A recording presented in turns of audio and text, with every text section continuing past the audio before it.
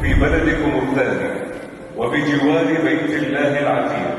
في المؤتمر التاسع لوزراء الأوقاف والشؤون الإسلامية بدول العالم الإسلامي.